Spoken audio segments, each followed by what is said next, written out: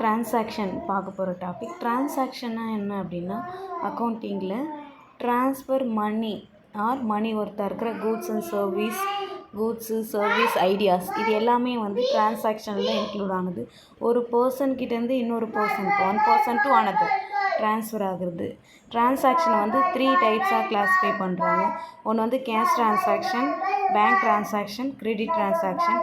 Cash டிரான்சாக்ஷனை இமிடியேட்டாக அந்த ஆக்டிவிட்டிக்கு ஒரு பர்சன்கிட்டேருந்து இன்னொரு பர்சனுக்கு ட்ரான்ஸ்ஃபர் பண்ணுறதுக்கு வந்து கேஷ் இமிடியேட்டாக வந்து பே பண்ணிவிடுவாங்க. கேஷ் இன்வால்வ் ஆகிடும். அதுக்கு பேர் தான் cash transaction. For example, goods sale பண்ணுறாங்கன்னா 5000க்கு கேஷ் சேல்ஸு, அப்பயே வந்து கேஷ் கொடுத்துட்டு கூட்ஸு ரிசீவ் பண்ணிக்கிறாங்க. Then next bank transaction.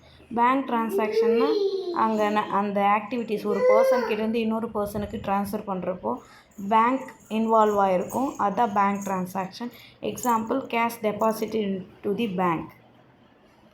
Next credit transaction.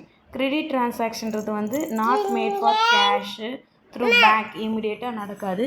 அந்த டிரான்சாக்ஷன் தான் கிரெடிட் டிரான்சாக்ஷன். கேஷ் அக்கர் ஆகாது இமிடியேட்டாக.